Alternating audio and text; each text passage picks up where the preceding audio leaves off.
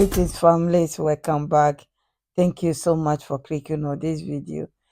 It's about Burkina Faso minister in China. He has given a great speech that will never be forgotten, especially our African leaders. It's like he told them off. It's like he's telling them what the future is. He's telling them we need to unite now. We need to stop being puppets. We need to stop asking permissions in Africa before we react. The time is over. We have an opportunity here, and we need to work together to use this opportunity that China is giving us to develop our countries, to move our countries ahead. He went on to say that next time when they are called, there should be one or two representatives there. There shouldn't be all of them. It means he's calling for united Africa, the real one. And then he gave the reason why they formed the Alliance of Sahel. We all know the reasons already. My families, I will not waste your time. Please listen to this powerful message and I'll be back. Thank you so much for your time. Burkina Faso's economy is based on three pillars. First, there's mining production. Secondly, there's agricultural production, notably cash crops such as cotton, sesame, cashew nuts and other crops. And thirdly, there's breeding. We are currently focusing on a fourth pillar, which is the quality of our people. So professional training. The theme of this conference is of great interest. Since we're talking about the industrialization and modernization of agriculture. In this respect, China is a benchmark for us. Less than a century away, China has industrialized. By modernizing its agriculture, the country achieved food self-sufficiency and began exporting its produce. So the Chinese example should inspire us. But China has achieved this feat because of its vast territory, large population, and its unity. Political unity. In action. Unfortunately, this is what is currently lacking in Africa. Because to drive a given policy, to obtain decisions, political will is required. What about political will? You have to be free. He who is not free has no will of his own. But most of our African leaders are not free. And when you're not free, you can't determine a destiny for your own people. In Africa, especially in French-speaking Africa, many heads of state still receiving entries, Paris from London or Washington before making any decisions.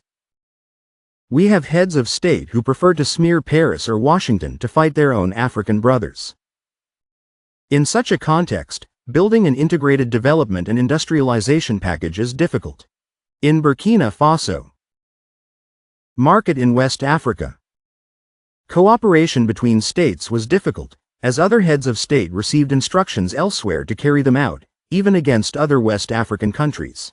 This observation led us, together with Mali and Niger, to leave the sub-regional organization that is the Economic Community of West African States.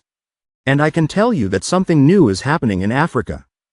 Because the three countries, Mali, Burkina Faso and Nigeria, who have formed an alliance.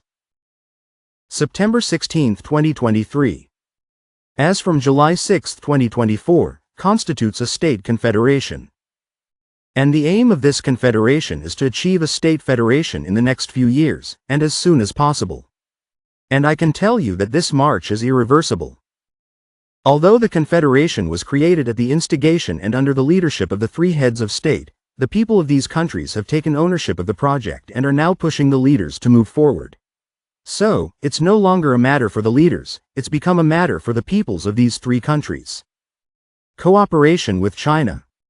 It's having a lot. There's plenty of future in this configuration.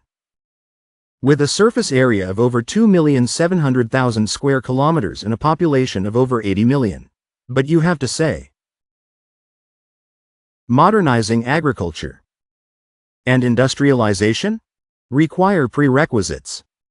And what is this requirement? It's energy production. Who is the weakest link in our countries?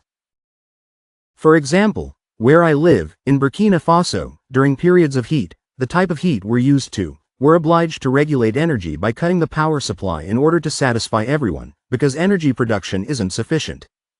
Industrialize a country without first solving the problem of energy production.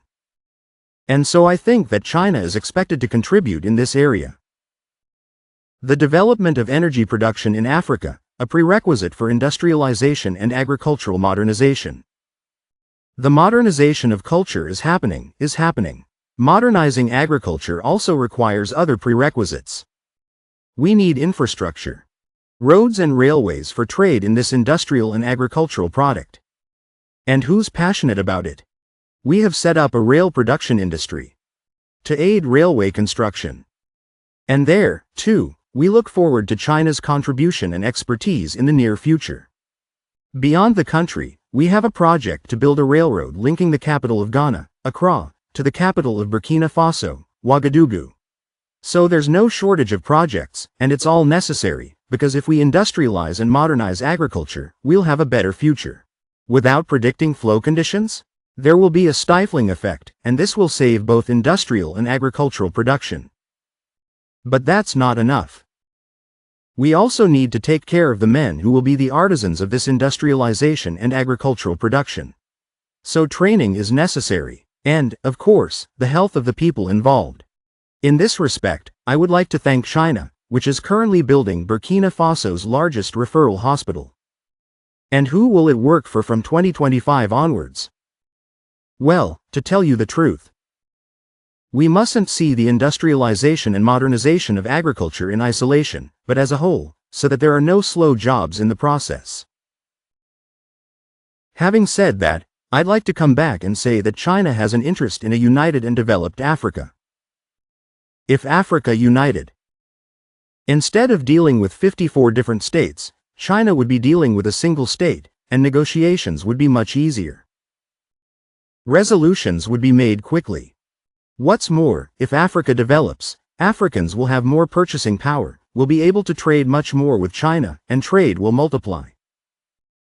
Our interests are shared. As much as Africa needs China to develop, China needs Africa to develop too, because trade produces. Isn't this a stimulating effect? So now, Mr. Excellent, Mr. Head of State and Government? This is to tell you that the prospects depend on us, and depend first and foremost on political will. So I'd like us to take a close look at this, and consider that we must first and foremost free ourselves from all tutelage, and turn towards ourselves for harmonious development. Thank you. Thank you, families. Credit to ORTM for sharing these videos with us. Once again, to me, it's very, very powerful. These African leaders should go home and think about this speech. I heard they also give their various speeches. I don't want to listen to it because it's like the same all the time, and then they go back and they keep doing what they are doing, repeating themselves, which is not working, but they keep doing what they are doing intentionally. They don't want to liberate themselves. He is calling for African unity, whether they will listen or not. The three countries, they are moving ahead to do their own thing, and by the help of China and only China, they will succeed. That's their hope. They want the rest to join them and not asking permissions from France and Britain and America before they look after their people. Thank you so much. If this is your first time, my name is Mamri. My returning subscribers, my families, my VIPs, my queens and kings, thank you. I just hope you are all well. Have a great day and God bless you all. Till anything come my way, I will see you soon. Bye bye.